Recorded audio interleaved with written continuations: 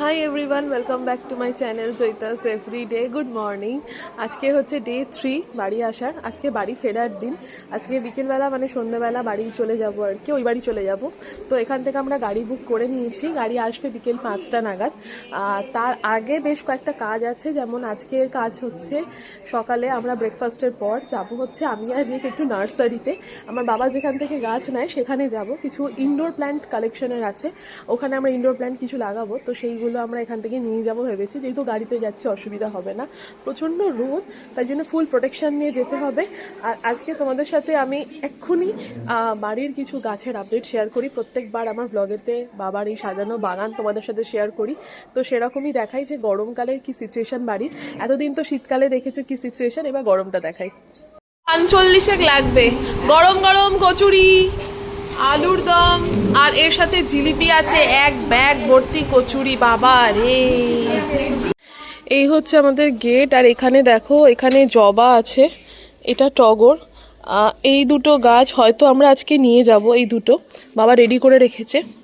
এখানে একটা বড় সাইজের জবা, এই যে দেখা যাচ্ছে। আর এই গাছটায় প্রচুর কুড়ি আছে, প্রচুর।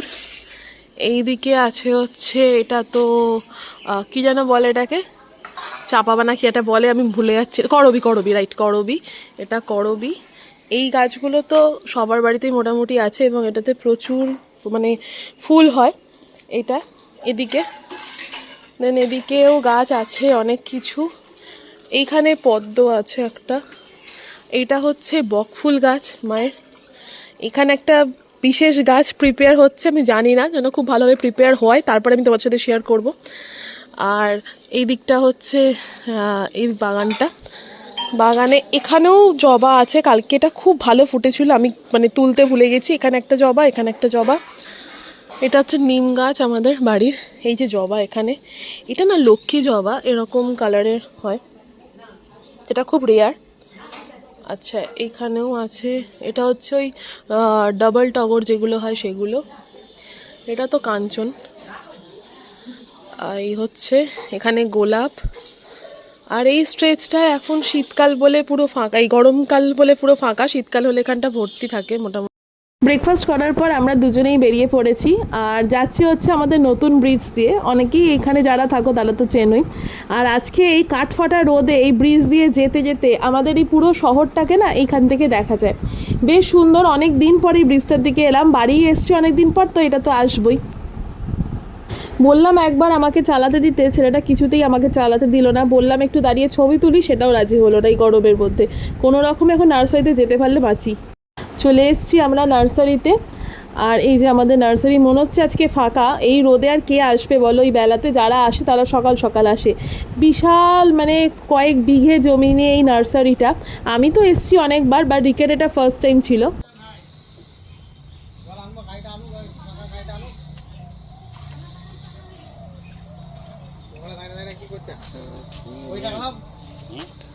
পিস, এটা অ্যান্টেরিয়াম, ওই যে ওইদিকে, ওইটাও তাই, ওইটাও তাই না, ওটা নয়। হ্যাঁ, আরও আছে, কত রকম নাম, বাপরে বাপ, প্রচুর। দেখ ওইদিকে আরও ঝুলছে, ওগুলো ওগুলোর মনে হয় অর্কিড। অর্কিডও বিক্রি হয় এখানে।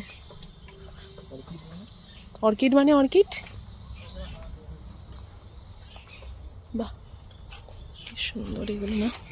আমরা দুটো বারান্দা জানলার জন্য নিতে পারি। কিসের জন্য? জানলার দিকে, আমাদের জানলার দিকে পায়রা খেয়ে নেবে না, আমাদের তো পায়রারই সমস্যা। ভার্নিকা ডেসিনা, হ্যাঁ এই তো পিস লিলি।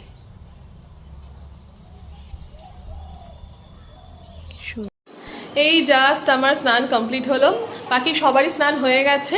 এবার লাঞ্চের পালা। বাইরে যা রোদ, মানে এখানটা গাড়ি দেখো দেখা যাচ্ছে না। এখন বাজে হচ্ছে 2:40, আমাদের লাঞ্চ কমপ্লিট। আজকে একটা হেভি লাঞ্চ করেছি, মানে আজকে তিলের বড়া ছিল, আবার ওদের রিকোয়েস্টে মাছের ডিমের বড়া আজকে বাবা আবার নিয়ে এসছে বাজার থেকে, ন্যাচারালি এখন পাওয়া যায় না তাই জন্যে। আর তারপরে ছিল হচ্ছে ঠিক এরকম সাইজের মাছ, মানে ঠিক এই একটু আমি মিথ্যে কথা নয়, এইরকম সাইজের মাছ। তারপরে ছিল হচ্ছে লাউ চিংড়ি আর চাটনি, মানে একদম জমিয়ে জম্পে সেটা লাঞ্চ করেছি। আর ছিল হচ্ছে ঢেঁড়স ভাজা। যাই হোক, আজকে লাঞ্চ কমপ্লিট আছে। তোমার সাথে জিনিস শেয়ার করবো বলে এই ঘরটা এলাম। এটা আমার স্টাডি রুম অ্যাকচুয়ালি, তো এখানে জিনিস আছে সেটা শেয়ার করি।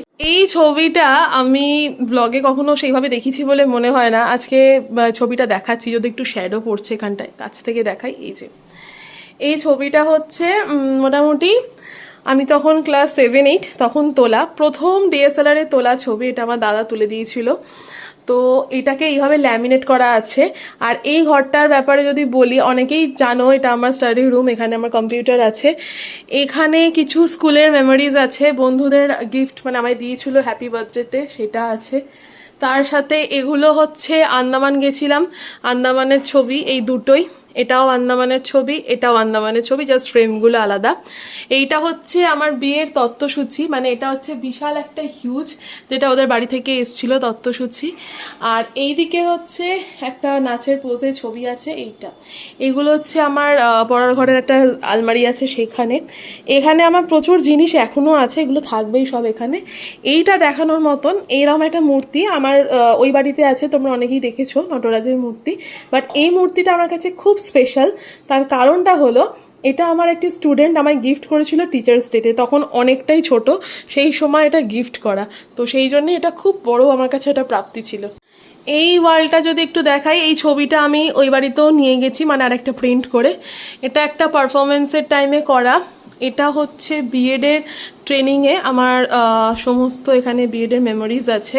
এখানে পড়ানোর একটা ছবি, এটা একটা অ্যাটেন্ডেন্স শিট, এটা এই ক্লাসরুমগুলো ছিল আমার পড়ানোর। বিএড প্র্যাকটিস ট্রেনিংয়ের মেমোরিজ, এটা 2022। এটা গিফট করেছিল রিক আমায় বার্থডেতে। আর এটা হচ্ছে রিকের আঁকা একটা পোর্ট্রেট, যেটা অনেক বছর আগে মানে 2023 সালে দিয়েছে, জাস্ট বিয়ের বছরই আমায় গিফট করেছিল, ও নিজে হাতে এঁকেছিল। খুব স্পেশাল কর্নার, মানে ওয়ালটা এইখানটাতে এগুলো সব সাজানো আছে। একটা সুন্দর জিনিস, আর এটা আমার মা বানিয়েছে ইউটিউবের হেল্প নিয়ে যদিও। এটা চুড়ি দিয়ে বানানো, এটা না একটা ওই মোম স্ট্যান্ড, ঠিক আছে? দাঁড়াও আমি দেখাচ্ছি, এখানে রেখে দেখাই। এই এখানে একটা ক্যান্ডেল বসিয়ে এরকম করা যাবে। ব্যাপারটা কি সুন্দর দেখতে হয়েছে না, ছুরি দিয়ে দারুণ হয়েছে এটা মোম স্ট্যান্ড। এবারে আমি এসে দেখলাম এটা বানিয়েছে, আরও কী সব বানাবে বলে উইশলিস্ট করে রেখেছে।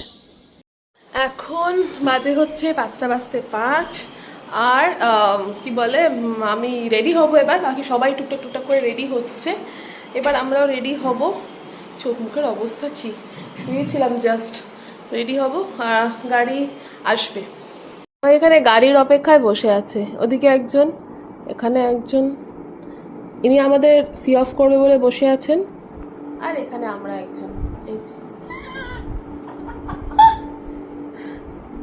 কত কুড়ি, এই যে আমরা সবাই বেরোচ্ছি, এখানে সবাই রেডি। এই যে গাছে কত কুড়ি হয়েছে, কুড়ি কুড়ি। ও ঠিক আছে, টাটা। মোবাইল সবাই নিয়েছো তো, তারই হবে। গিয়ে একটু রেস্ট নাও। ঠিক আছে, চলো টাটা।